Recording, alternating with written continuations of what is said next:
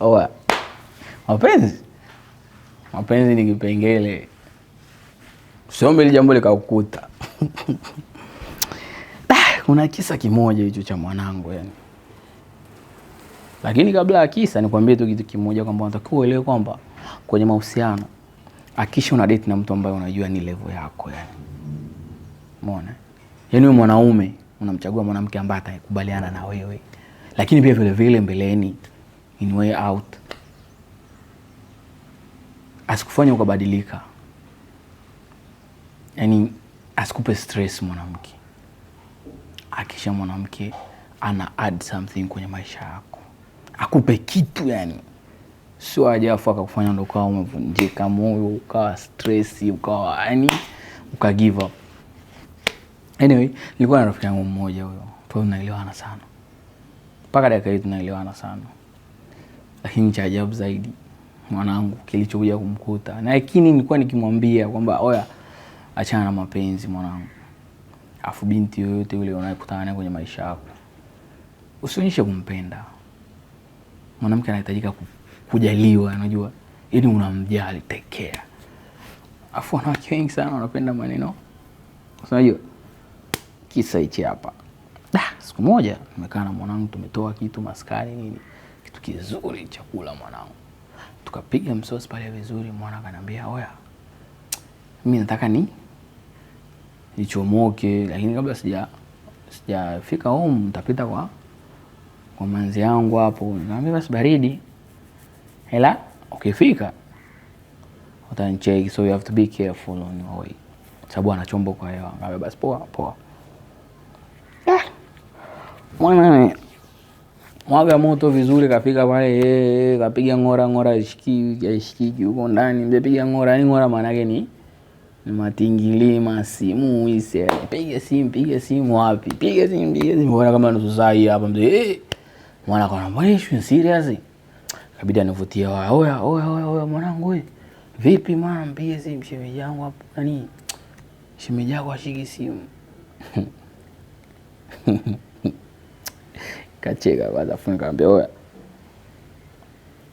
Piga simu mpaka ishikwe babu. Piga simu hata kama ana jambo piga simu.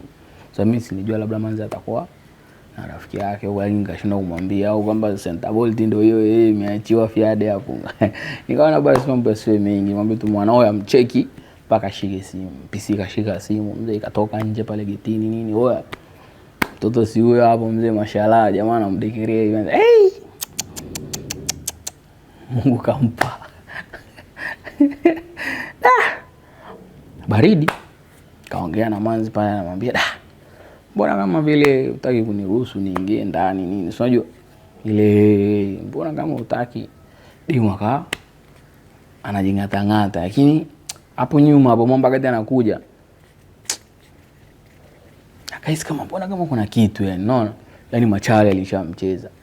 Lakini pale vile vile demo alikosoma getini mambo anaona ndani kuna gari imepaki, gari fulani afu anairekelea gani kwamba vile ni mtu ambaye anamjua kote ofisini mwanangu. Mambo akaona hapa sasa. Lakini akaona ngoja kwa sababu yuko na mtoto nini, akaona asipotezee mada. Akaiacha ipite. Akamwambia mama, mbona nje hapa tena? Twende basi tuingie ndani maana nimekuletea nini? Zawadi. Akamwambia zawadi gani? Akamwambia ndo mimi si zawadi. Sinaona mademu wanapenda vitu vidogo, unajua. Mwamba sasa. Akaona mbona demu amekaza hata getini hajiachii. Lakini sasa kwa pale jirani kwa kuna duka. Kwa mwamba akajiongeza, akatoa hela yake kwenye wallet, akamwambia, "Mama, sogea pale shola hivi nenda kanilete." Shola ni shop wanangu, usiwasi. Akamwambia sogea shola hapa nenda kanilete hiyo maota mzee. Kama kaona mambo yasiwe mengi, akatoka getini akaacha lango liko wazi.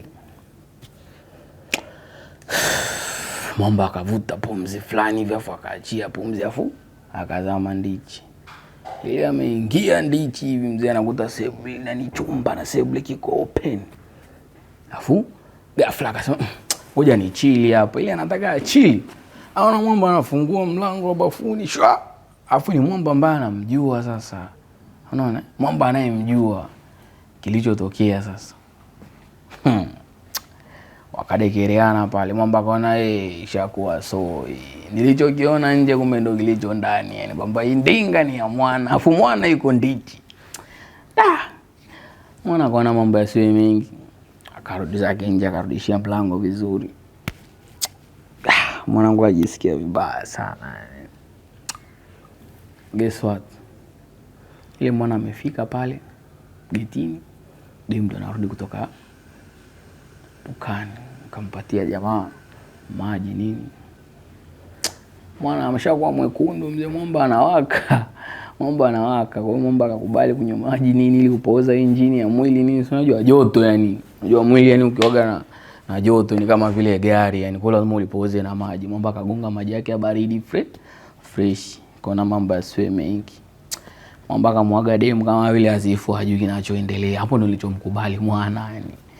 Mwana akapanda boda yake. Kaagana na manzi mbele yao mzee chali yangu. Nyuma za huko mzee kilichotokea ndani.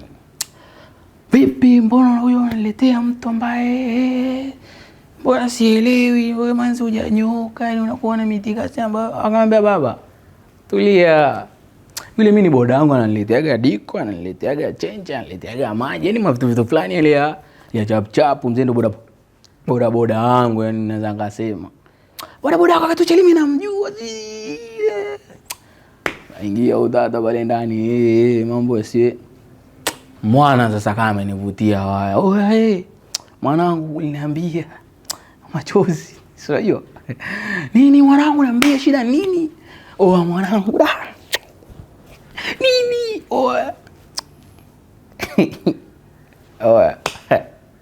Mapenzi ni kitu cha ajabu sana mwanangu.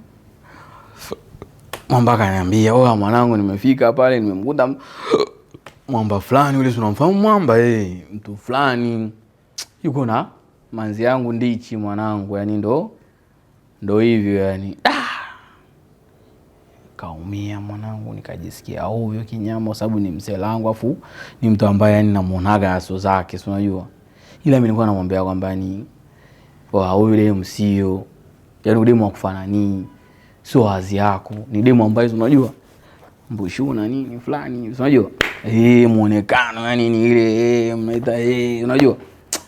Nikamwambia mwana huyu yani huyu ana level za watu wake, watu fulani VIP, umeona, watu wenye mandinga. Sio chali yangu naye boda mzee hapo, nataka kumiliki mama ambayo yeye ina mauwezo nini, mama ambayo inaweza inajipodoa mzee, nataka hiyo cosmetics kama yote mzee hapo ndicho. Mwana kwa akaja kurealize dakika za jioni. Kwa hiyo kwenye story yangu ninachotaka kuambia ni real story. Kwa hiyo ninachotaka kuambia, hakikisha unachagua kitu ambacho wewe kitakupa level fulani ya akili yako. Chagua mwanamke ambaye ni mwalimu, chagua mwanamke ambaye ni mama, chagua mwanamke ambaye ni tulizo la familia. Leo kesho haupo huko mkoani, huko nje ya country hapa, anaweza ka lead mambo yakaenda vizuri, either kwenye upande wa familia yako ama upande wa binafsi pamoja na watoto wako. Ni hivyo tu yani.